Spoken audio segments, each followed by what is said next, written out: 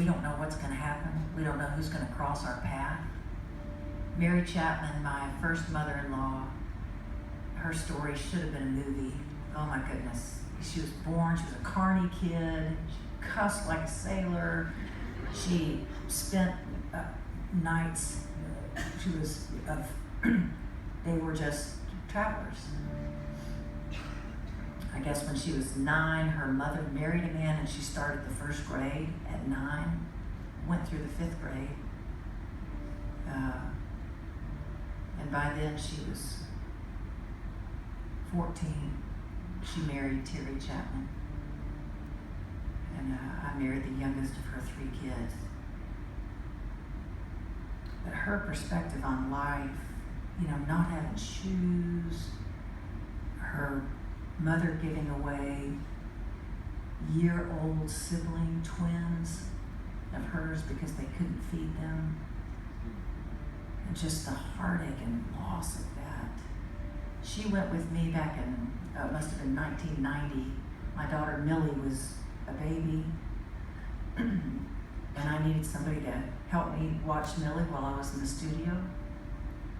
And Mary went with me, and we stayed at a hotel that's been renamed a few times, but it was right across from the Beverly Center, and it was called Ma Maison at the time. And just going from the airport to the hotel, Mary had lived in DeLeon, Texas, all tiny towns in Texas, been an Assembly of God pastor's wife. I thought she was just the coolest thing in the world. And anyway, she was unhinged. The first time I met her, she did an entire song on a kazoo before she said hello. And it was backstage in San Antonio, and Gary, her son, in his early years was just mortified because when she was in the 4th grade, her teacher asked her if Mary would like to help her clean her house, and that she would pay Mary. And that teacher told Mary about Jesus. So I guess she was 13 in the 4th grade. And you didn't go anywhere that Mary wasn't telling somebody about Jesus. A cafeteria line, pumping gas, and anyway, and she'd sing a song, and you never even could figure out how to tap your foot because she wouldn't stop at the rests. She would just plow right on through. And sometimes I go, Mary, I can't figure out where the 1 is. I mean, is there like a rhythm to this? She said, I don't have time for rests. Anyway, but we were driving from the airport to that part of Los Angeles, and her eyes were like saucers. She said, this is the biggest city I've ever been in. And we were there for 2.5 days, and she just kept talking about how nice everybody was, and I was working hard and juggling a child. Anyway, I went to check out. We were maybe there 50 hours, and I went down to the front desk, and Mary's minibar bill was $300. And she doesn't drink. I went back up, and I didn't want to say anything, but I saw her struggling to close her suitcase. I said, man, what's going on here? And she said, they are so nice. Like every night I would come in, and there were nuts and candy. She had emptied her minibar, except alcohol, every day into her suitcase.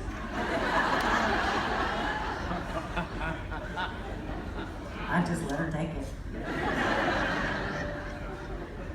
Anyway. I may not be every mother's dream for her little girl, and my face may not grace the mind of everyone in the world. That's alright, as long as I can have one wish I pray.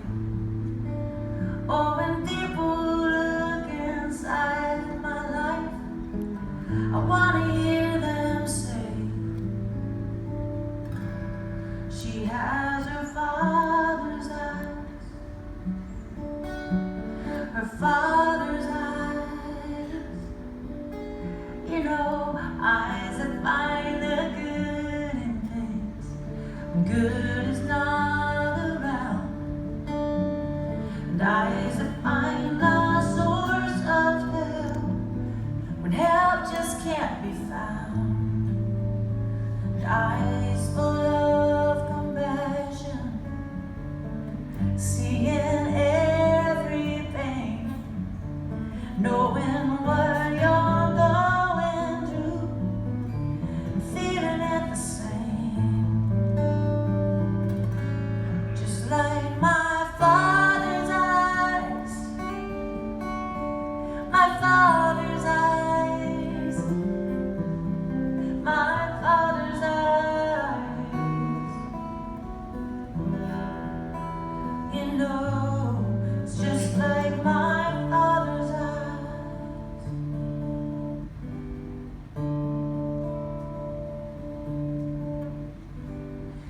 I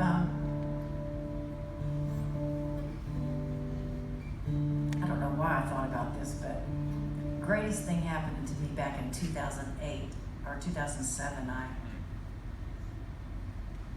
I had finished a 30-year deal with Word Records, and my catalog was signed to Sparrow Records, Billy Ray Hearn,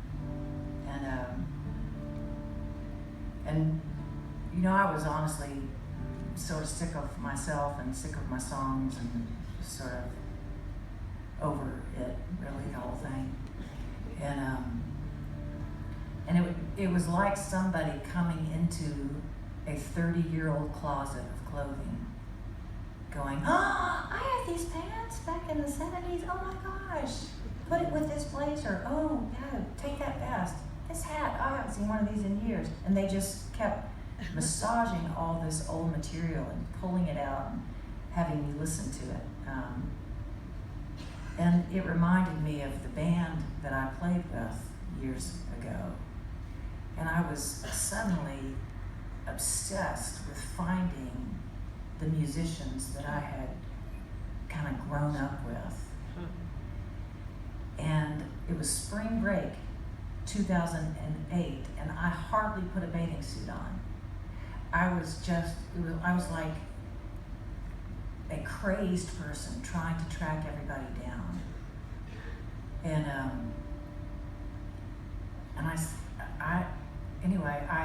I was trying to find all the members of the band that I had played with in 1988.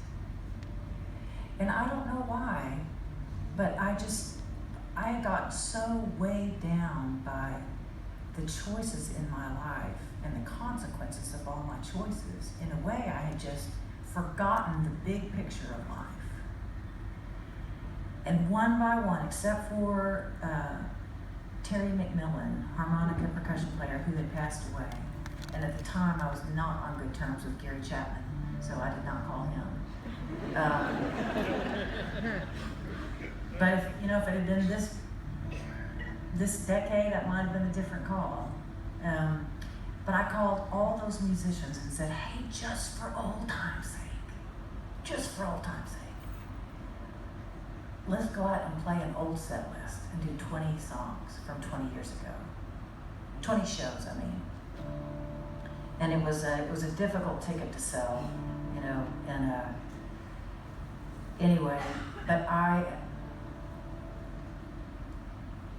some of those musicians I hadn't talked to in 20 years.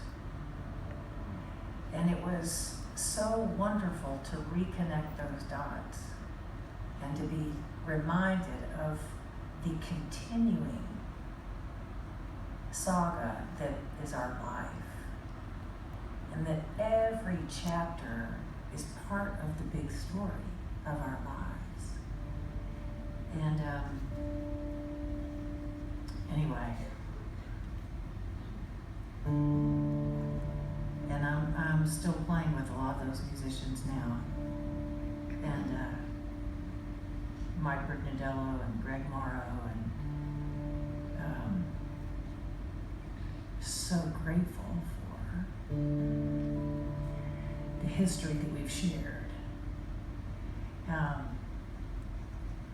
And Greg suggested some rewrites for this last verse of Father's Eyes. I can't remember all of them, but they were so good.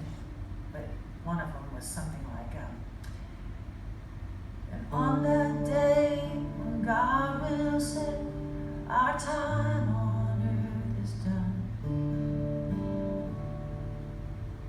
and all I can't remember how it works, but I don't really like the original lyrics, so I'm gonna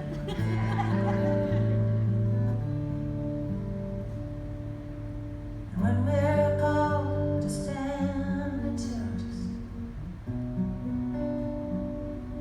how it all worked out,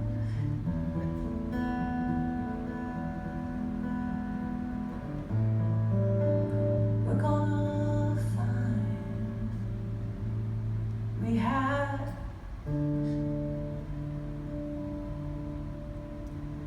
a father's eyes,